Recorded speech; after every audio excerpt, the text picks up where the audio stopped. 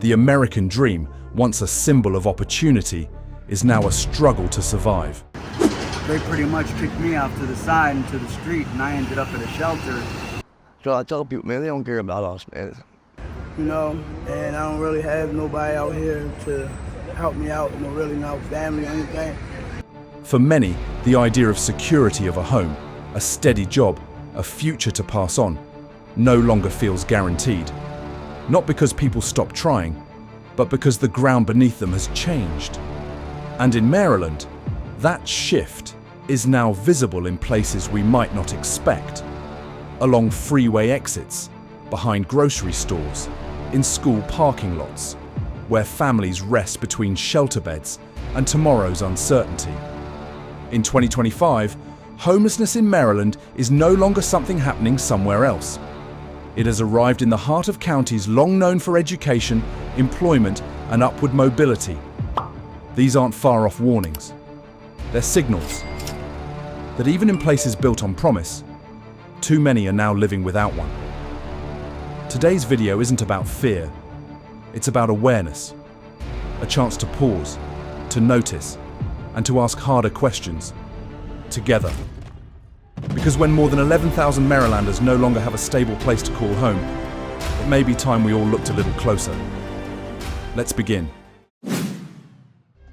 In early 2025, Montgomery County, Maryland, one of the most affluent and resource-rich counties in the region, reported a number that many residents still struggle to process: a 32% increase in total homelessness in just 1 year, from 1,154 individuals in 2024 to 1,510 in January 2025. But the most unsettling detail isn't just the scale, it's who that number includes. In the same report, the number of homeless people in families with children jumped 80%, from 396 to 712 in just 12 months. The number of homeless family units nearly doubled, from 103 to 204. That means more than 200 families in a single Maryland county no longer have a consistent place to call home. And for a moment, pause on that number. 712 people in homeless family households.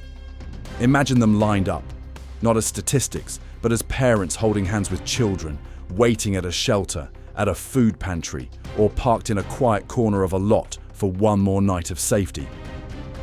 Montgomery County is a place many associate with opportunity, stability, and access. It's home to major employers, top-ranked public schools, and vibrant neighborhoods. So when homelessness grows fastest in one of the best places to live, it challenges the assumption that strong economies are enough to hold people in place. If you've worked hard your whole life to stay steady, if you've raised children, paid your mortgage, saved what you could, this trend may feel uncomfortably close. Because if this can happen in a county like Montgomery, where else might it already be happening? These figures don't reflect people who gave up. They reflect people who ran out of time. For a young single mother in Gaithersburg, it might have started with a rent increase from $1,400 to $1,800. For an older man living on retirement benefits in Silver Spring, maybe it was a sudden copay for medication that cut into grocery money, and rent money followed. For others, it could be job loss, family loss, a delayed benefits payment, or just no more room to stretch. And once someone is pushed out, getting back in becomes harder. The emotional toll is just as real as the physical. The anxiety of not knowing where you'll sleep. The exhaustion of staying alert at night, even while exhausted. The quiet shame of having to explain to your child why they can't go home tonight. Because home isn't a place anymore. It's an idea you're chasing. It's easy to think of homelessness as distant, as something that happens to others. But in Maryland today, the others might include your former co-worker, the man who checks you out at the grocery store, the teenager next to your grandchild in class, quietly struggling to focus after another night on a borrowed couch. So the question shifts. If families, working adults, and retirees are all appearing in the count, who's left outside of it? And how many are one step away from joining it? Behind every number in Maryland's homelessness surge is a growing weight, one built not from a single moment, but from countless small pressures. And in 2025, those pressures are no longer occasional. They are constant. In Montgomery County, the average rent for a modest two-bedroom apartment has climbed to over $2,100 per month. That's more than $25,000 a year just for a roof, before utilities, transportation, or food. Pay attention to this. Even full-time workers are falling behind. A person earning $18 an hour, well above minimum wage, would be spending over 60% of their income just to stay housed. This isn't about poor choices. It's about math that no longer works. Have you ever held a paycheck, looked at your expenses, and realized it wouldn't be enough? That's the quiet calculation happening in thousands of homes until one small emergency tips everything over. Maryland's minimum wage has increased, but for many in food service, retail, and caregiving, pay raises have been modest at best, especially after inflation. Meanwhile, essentials keep rising. Groceries, medical care, insurance. Even dual-income households are one disruption away from falling behind. A cut in hours, a hospital visit, a car repair. It doesn't take much. And this is where it becomes personal. If a $300 emergency would push you into the red, how far are you really from the edge? According to the National Low-Income Housing Coalition, Maryland offers just 48 affordable and available rental units for every 100 extremely low-income renters. That means more than half simply have nowhere to go. Even with a job, references, and a clean record, families are getting priced out or outright turned away because there's nothing left in their range. Some crowd in with relatives. Others spend nights in their cars. Many bounce between motels, spending more than they would on rent, but without any security. All while high-end developments continue to rise, just out of reach. Resources exist, but they don't always arrive fast enough. Rental assistance programs fill quickly. Shelters are often at capacity. Application processes are complex, with long wait times and missing information slowing everything down. Losing housing doesn't just mean losing shelter, it means losing your footing entirely. Applying for a job becomes harder without an address. Sleeping becomes difficult when safety isn't guaranteed. Getting to appointments or managing basic needs turns into a daily struggle. And the longer someone remains in this survival mode, the steeper the climb becomes. If you've ever skipped meals to stretch your money, if you've ever borrowed gas money from a friend, then you already know how thin the line can get. The question now is simple. What happens to a community when trying your best just isn't enough anymore? A former school secretary in Prince George's County, Maryland, spent more than 3 decades building a quiet, steady life. She raised 2 sons, worked at a local elementary school, and lived in a modest 1-bedroom apartment just outside the Beltway. Retirement wasn't luxurious, but it was stable, predictable. Then her rent increased by $400. Her part-time hours were cut. And one unexpected medical procedure wiped out what little savings she had left. Within 6 months, she was no longer in her apartment. She moved into a friend's living room, keeping her belongings in a storage unit, hoping it would only be temporary. She's not alone. But stories like hers often go unheard. Been on the streets of Baltimore, Abdul. Going on 8 years. If you would tell me about them 8 years living on the streets out here. Stories like this aren't isolated and in a very different part of the country like Hagerstown. A 16-year-old student has been living in a shelter since his father lost work during a company downsizing. Their family was evicted from their apartment over a year ago.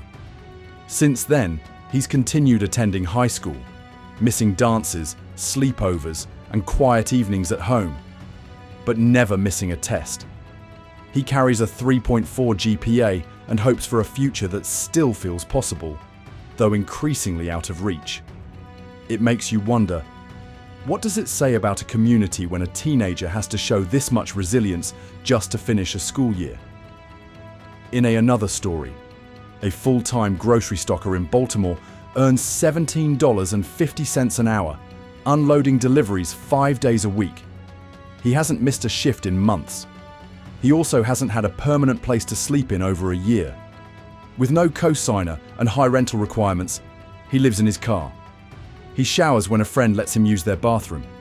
He eats in the back room at work. He's careful not to draw attention to himself, and he's far from an exception. In fact, a growing share of Maryland's unhoused residents are full-time workers, people who hold jobs, pay taxes, and keep the city running.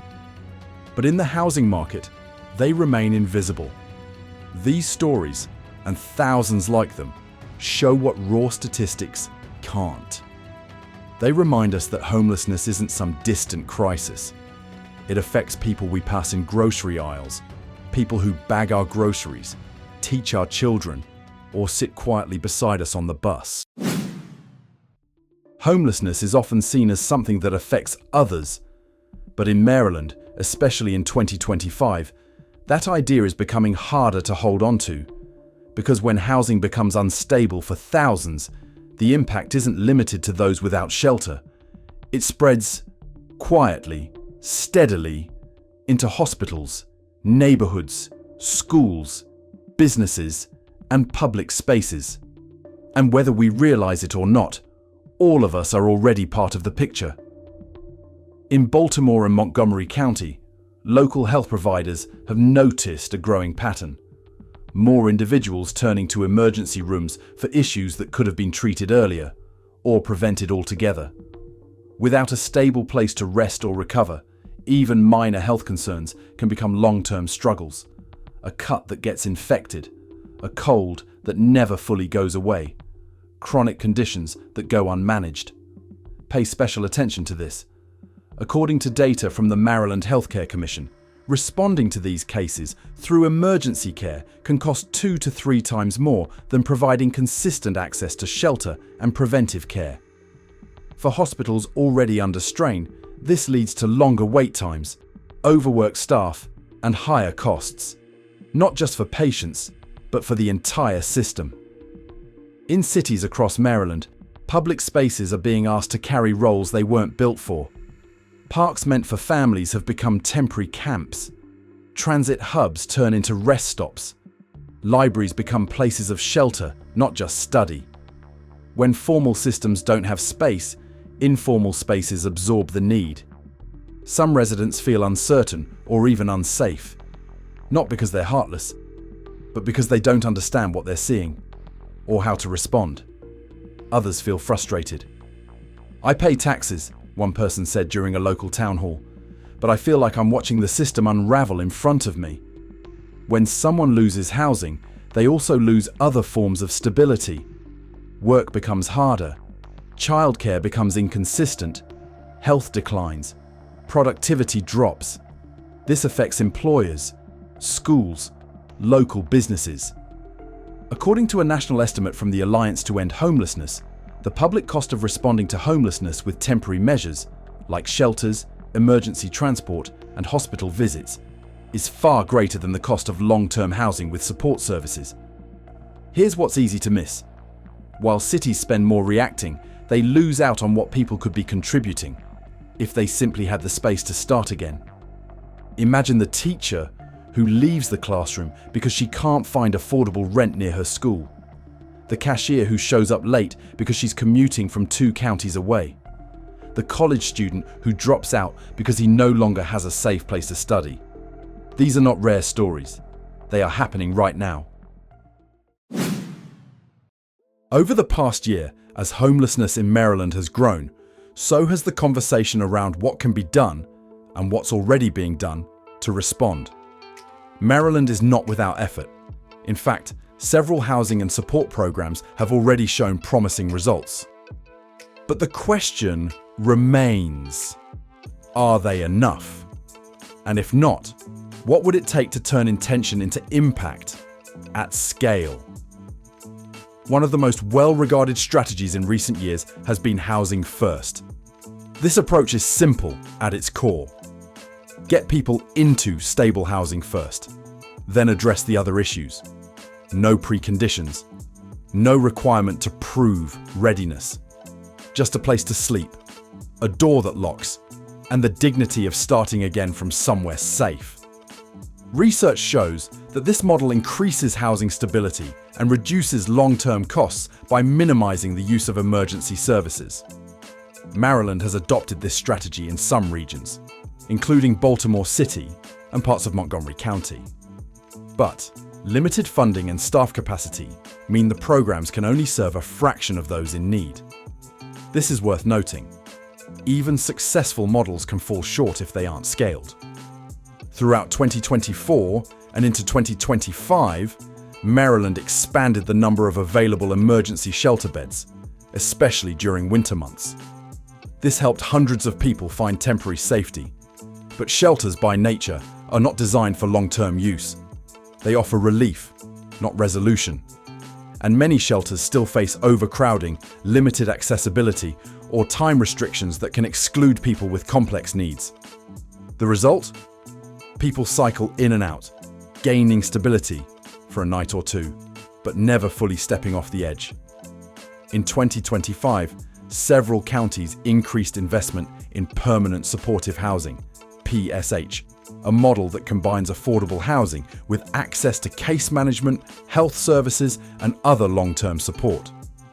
Programs like these have been particularly effective for individuals facing chronic homelessness or serious health challenges. But here's the challenge. These units are limited, and the process to access them can be complicated and slow, especially for those without documentation or digital access. Without more streamlined outreach and faster placement pipelines, many people who qualify simply never make it through the door. If there's one area still playing catch-up in Maryland, it's prevention. Too often, assistance comes after someone loses housing, rather than before. Rental assistance, legal aid during eviction proceedings, and one-time crisis grants could help thousands stay housed in the first place. But many of these tools are underfunded, inconsistently available, or difficult to access quickly. Imagine what could shift if someone at risk of eviction didn't have to wait weeks for help, or if they even knew where to turn. The question is no longer whether prevention works, it's whether we're willing to prioritize it. Maryland has made important strides, but patchwork solutions, however well-meaning, can only go so far when the scale of need is this large. To move forward, the state may need to expand housing first and PSH programs statewide, strengthen eviction prevention tools and outreach, make support systems easier to find and faster to access, build new housing that people earning modest incomes can actually afford. This isn't about doing everything all at once. It's about doing enough. Consistently, compassionately, and with a long view. Because the cost of doing too little isn't just more tents or more shelters. It's more people who feel forgotten, and more opportunities for recovery, for rebuilding, lost before they even began. As we've seen throughout this video, homelessness in Maryland is not just a policy issue, it's a human one. Behind every number is a life, a family, a story that deserves to be heard and supported. Maybe we can't solve everything at once, but by paying attention, by caring, and by acting where we can, we become part of the answer. Because when one person finds their way back to stability, it uplifts all of us. If this story moved you, feel free to share it with someone who might care too. And don't forget to like, subscribe, and join us again as we explore more untold stories from communities across the globe.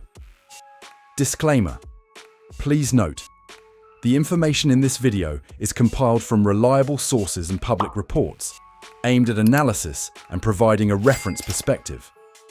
The video is not intended to incite panic, personal criticism, or provide financial or legal advice. Viewers should consider and verify additional information related to their personal circumstances before making any decisions.